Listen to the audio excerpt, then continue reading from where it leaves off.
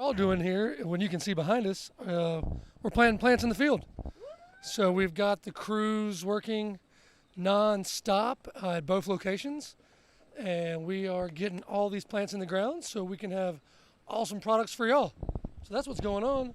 And he's answering all of your questions about this plant, or he'll just talk about the plant, whatever. Do you want me to go get a flat for you? If you want to. I will. But in general, here to answer your questions about plant physiology, how to grow this plant, the things we do to it, and the way we treat it. So if you have any questions about what we use, that's what we're here to answer for you today. It is a gorgeous field. So if you look behind us, we use plastic culture. So the tractor comes in and we apply organic amendments. Then the tractor shapes up these beds. And then in the beds we have drip lines. And our planters come by and poke little holes, put extra fertilizer in, and then they put a plant in. These little baby plants right here. Ooh. So we've got little baby special sauces right here. Lots of roots. Ooh. Ah. And they're going in the ground. So yeah, that's what we're here to do. And I'm sorry, did you just say a possible new strain? We have a few new ones, but I'm not going to talk about them yet Okay, yeah, you're right. because we don't want to count the eggs until they're all hatched. That makes sense. Yeah, but we do have some new funky, fresh, sour stuff coming your way. Ooh. So stay tuned. I'll take you on a tour of the sours probably later in the month because we keep them at a secret location under lock and key. Secret. I can't see the screen very well, so I don't see if we have baby hemps are so cute. OMF&G, they have grown so fast. I know, beautiful. Do y'all have anything topical to help with eczema? Mariah says, yes, the salve's amazing. We have a lot of our farm fam who absolutely love the salve. Good morning, Dallin. Hi, Shelly. Hi, Kayla. So yeah, we got a question. Do the babes only thrive in a certain environment, like certain conditions? Yes, that is true. So we basically have to meet the growing parameters of this plant, and where we're located here in the south is perfect for that. So basically you need a growing period of at least 90 days, and it needs to be warm. You need to have lots of sunshine, and you got to have good soil, good water, and good fertilizer. So just like growing anything, yeah, we've got things we've got to do to make sure we get it right here. But we're located in a perfect place to grow this plant, and we have excellent success indoors and outdoors here. It's like Vanna White back there. What temperature? Well, these plants can actually handle a variety of temperatures. Ideal when we're growing them indoors, I like to keep things between 65 and 85, but outside here, I mean, these plants can take 100 degrees. They can grow in a number of different temperatures, just not really cold because cold can freeze them and plant tissue can't really do well in that. So we do have some greenhouses that get upwards to 100 degrees and those plants can handle it. They're very, very hardy. They are a weed, if you will. But And yeah, pretty easy to grow if you just give them the right stuff. Our little babies. What would you suggest for someone who loves the bears but also wants to use tincture? 3,000. Absolutely. I should know if you wanted to answer the question. Yeah, well, personally, I love the bears, and the tincture is something I use every single night. Like, I'll use bears probably every other day or so, but the tincture is something that I almost use as a supplement. So I would start with a 3,000 milligram greenhouse blend because it's more of a neutral hemp flavor, whereas the strain specific tastes like you're chewing on one of these babes, which I love, but it might not be great for beginners with tincture. How often do you water and feed them? Also, do you wait until a certain age to feed them? And then what type of fertilizer? Okay, so we're going to dig into kind of all those questions at once. So when they're young and they're in the seed for the first few weeks, they basically have all the nutrients they need in the seed packed in there with them. So we just put them in a fairly neutral pH soil with not too much fertilizer, and we add water and keep them moist until they're about this size. That can take 4 to 6 weeks. Some of them are bigger depending on the variety. But ultimately, when it comes to watering the plant, whether it's in a pot or in the field, we want the plant to almost get dry before we water. Cannabis plants in general would prefer to be dry in between waterings as opposed to be overwatered. They do not like wet feet, and that's a term you'll hear plant people use. So cannabis doesn't like wet feet. We do water it and we let it dry out in between waterings. When it comes to fertilizer, we typically use an organic fertilizer, and we use granular fertilizers, which are typically mixes of bone meal, chicken feather meal, blood meal, alfalfa meal, and just a list of organic granular amendments. Blood meal? Yeah, so basically we have to feed the soil. If you know how soil works, it's like a stomach. So we're feeding all of these leftover organic amendments that are from processes like getting chickens and getting cows and making your food. So all the stuffs that are left over go into fields to feed the stomach of the soil. And what that does is it allows the plants to grow roots out into a soil that allows them access to basically any nutrient they would want. So when it comes to specific nutrients, we like to see a higher nitrogen ratio in the early part of the growth. That's what we call the vegetative phase. And that's when the plants are green and growing big and growing outwardly. And that's what's happening now and for the next couple of weeks here, because we've got the solstice happening today, which is the longest day of the year. So what we feed is fertilizer that's usually nitrogen rich up until around the solstice. And then we kind of lean towards phosphorus, which is more for promoting blooms and flowers. And that can go for most any plant, even tomatoes and cucumbers. So we use nitrogen to grow it up and out, and we use phosphorus to make bigger blooms. Those are just the macronutrients. The plants also have lots of micronutrients. So I'm not really talking about everything, just about a few of the main things. So yeah, we use organic fertilizer. We give them nitrogen dominant in the beginning. We move to the other macronutrients in the flowering phase, and we make sure they always have enough water and they don't get so dry to where they wilt. That was an amazing response. Like, that was freaking awesome. And I know I was just kind of lurking in the background, but that's because I'm going to actually move you guys Let's get some questions to a shady area. We're getting shady. We have gotten some questions. I'm sorry, 1 second. I know you're up in my grill right now, but I just don't want my phone. Last time it crashed when I was doing this because it got so hot. Fire flames out here. It is so hot. So I'm just going to move you into a shadier area. Let's go right there with it. Yeah, that's what I'm doing. He's so passionate about it. He is. Will you ever have broad spectrum strains? Are full spectrum tinctures better morning or night? Hold on, I know you guys have questions. I'm just trying to make it so this live stream doesn't abruptly end because my phone overheats. I know. So is the question about broad spectrum? Yes. So I think if I've got your understanding of broad spectrum, so broad spectrum technically does not have all of the components in it. And when you look at the extraction processes, each process does remove some of the components, different waxes and chlorophylls and things. So I think we're really getting into the gray area of what the words mean. But when I think of broad spectrum, I typically in the market see that has everything except THC in it. And so while our stuff is full spectrum, I don't believe we have any THC-free products. I wouldn't say that that's not possible in the future because you never know what could happen. But right now we are just in love with all the cannabinoids, and we want to give you access to all of them. And legally we can do that with a small amount of THC, and that is what's available in the plants and in our products. Nice. Getting shady. I know, I had to get shady. Is there a great strain for living with chaotic kids? You're going to need all of them for that. You're going to have to be up and be down and everything. A good hybrid, so hybrid, Brooke calls the mullet of a strain. Because why? Because it's got the best of both. Best of both worlds, baby. So a good hybrid like Abacus would probably be good. A lot of people really love Abacus. Cherry Blossom is another really amazing hybrid. Let's see. How do you know how many milligrams to start with to treat anxiety? So we can't diagnose or prescribe. Sorry, I'm trying to decide what's a good Brooke question and what's a good. I don't want to take it from you. Well, the best way to do that, it's like anything. It's like how much sweet tea is too much sugar for you, how much cheeseburger makes you full. It's about starting with a smaller amount, I think, and listening to your body. There's other people that take larger amounts and start that way and listen to their body. But ultimately, I think the individual has to make the choice that's best for them.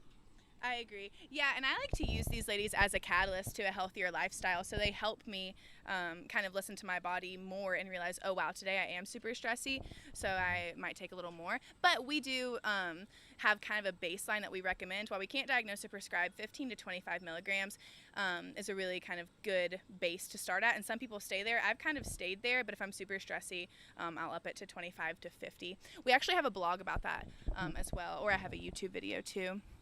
Cherry Uno is my go-to for pain and anxiety. What do you guys use to keep the pests off of your plants? I've heard using worm castings in the soil to make the plant bug resilient. Meg? Okay, so first of all, the worm castings are great. The worm castings don't essentially make the plant resistant to any bugs, but what's great about worm castings is they're loaded with beneficial bacteria, and so those castings and micronutrients. But ultimately, castings aren't fertilizer. They are typically an inoculation of the bacteria that is present in the worms and the worm casting process. So we use those as a supplement to kind of boost the growth of the plant. In regards to keeping pests off the plant, in the natural environment outdoors, what's happening is the ecosystem is taking effect and the bugs are battling each other. And so sometimes, because we are growing a monocrop, which is one plant, we do get some bugs that kind of get out of control. So when we have to, we will use organic controls. So for example, one of those is sulfur. Basically, it's just powdered sulfur. We spray it on the plant, bugs don't like it, and funguses and bacteria don't like it because it changes the pH of the leaf structure. So outside in the field, we let the natural ecosystem take effect, and we do spray some organic things to combat pest and fungal and bacterial specific diseases. In the indoors, it's a little different. We have different bugs that take over because the pests that are natural in the ecosystem aren't there because the greenhouses are closed off. So we have to either introduce other pests like ladybugs, not pests, beneficials to combat the pests like ladybugs and green lacewings. But again, we also use some organic sprays in there. You can also see all the test results of all of our flour and all of our products. So everything we use has been well thought out, and we understand its relationship into will or will it not be present in the plant. Is it good or not for people to be ingested? So that's what we do behind the scenes. We take care of all that, and then our test results are there to give you peace of mind to know you're buying really clean stuff. So yeah, we take care of it all here. I need some pest control right now. I got bugs all over my legs. I'm not kidding. Every time I look down, I have this new sweat bee on my thigh. Maybe it's the same one. That's all right, though. Cameron said, we dead. What? Why are we dead? Does combusting release more usable chemicals than tincture? Combusting is more bioavailable than tincture, so your body can use more of the compounds, right? Yeah, combusting anything immediately makes something crossing the blood-brain barrier. So the access to the body to it is more available, more bioavailable. Now that doesn't necessarily mean that it is superior. It just means that it's different. Everybody's body chemistry is differently, so you gotta see what works for you. Mm-hmm. Great response. Thank you. Heck yes. I got the greatest plants at your greenhouse. Yes. Cameron says it keeps freezing. I can fix that if it keeps freezing on your end. Hold on. I'll fix it. Stand by. There we go. This might help with if it's freezing. Mariah just killed one of the sweat bees that's stinging me. They're now stinging me. It's all right though. Let's see. Jen says, good morning. I just visited in person on Saturday. What a beautiful setup you have there. Thank you so much, Jen. Let's see. I'm trying to see if we missed. Would smoking CBD flower help me if all I smoke is THC flower? Rebecca wants to know.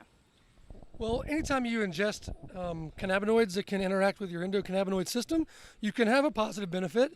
So I would say if you're already having success with one cannabinoid, why not try another?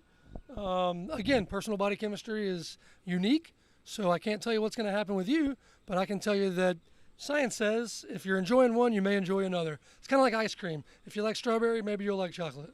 Oh, that's a cute way to think of it. I love that. Been waiting on the Monday Live for Brooke. Yes, Ashley. I can't see the screen, so I can't vet these questions.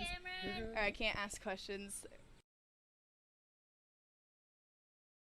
Corey wants to know if you have any advice for going through TSA with a vibe vessel. Also, Mariah just killed another sweat bee on my calf. And I did. You killed it? Yeah! I mean, it's stinging me. TSA, vibe vessel. Any recommendations? In regards to the vessel or the battery? Trying to get it through. Just probably trying to get, like... Oh, anytime I carry any products, and I'm not talking about lithium-ion batteries, I follow all TSA regulations on lithium-ion.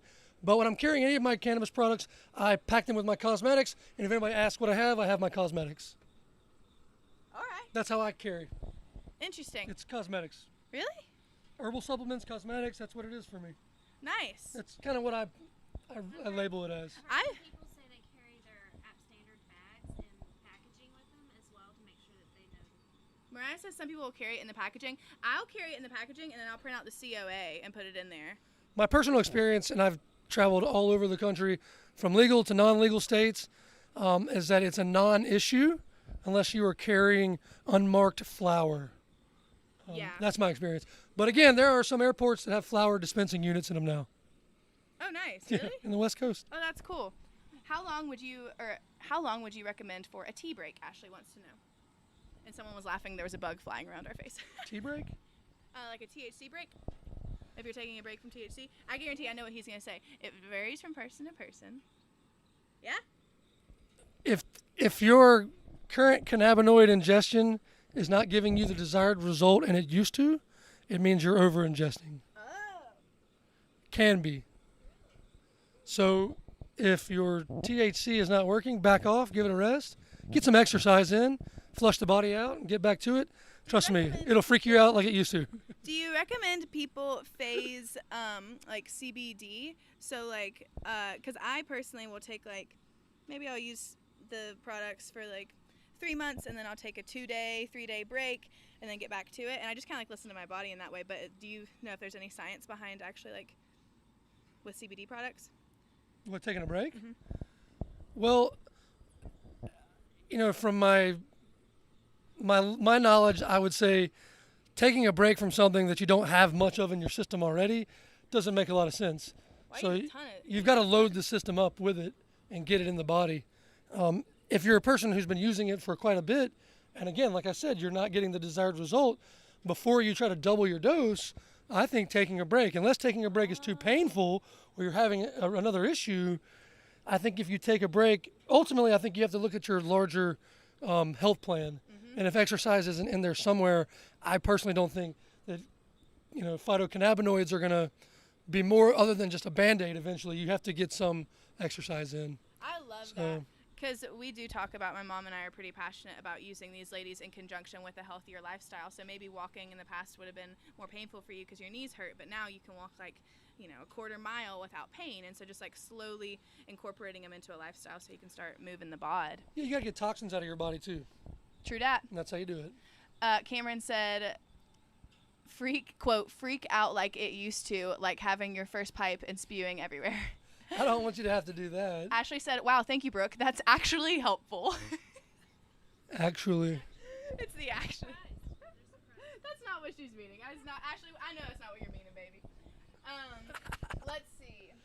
Whew, it's warm. Everyone on Facebook is just loving this. We don't have any questions over there. I know we've missed some questions. When during the day is the best time to use tincture? I use it kind of like a supplement. So if I'm using it during the day, I'll use it with like breakfast or lunch because it's fat soluble. But that's just me. What about you? Because I think everyone's different. I only use it if I'm having issue going to bed or sleeping. It makes me a little groggy, so I have to take it Even before bed. Specific, like Bayard? I have to take them before bed. Even cherry wine? I haven't gone through all of them yet. What about For me, wine haze? I take them to sleep, and I take them about 2 hours before bedtime. T1. They all have a very similar effect on me. Brooke, you crazy. Okay. No one ever has good tea break advice, lol, but I'm dead. Well, I have another idea. People who use high THC plants really like some of our more heady cultivars, so like Cherry Mom, Harley Cat, Abacus. Those three are create quite a euphoric sense. So if maybe you wanted that sensation, but wanted, federally, yeah, those are maybe good options. Brooke, give me the nerdy lowdown on Harley Cat, please, and thank you. Oh, you could look at the. I don't have the nerdy lowdown, unfortunately. You could look at the COA. I have to look at the COA to give you the nerdy lowdown because we have so many varieties. The nerdy lowdown is on paper. I feel like exercise is a good. We'll pull one up. Yeah, Meg Right. says I feel like exercise is good tea break advice though. Sweat it out, ha ha ha. My mom has diabetes. Would any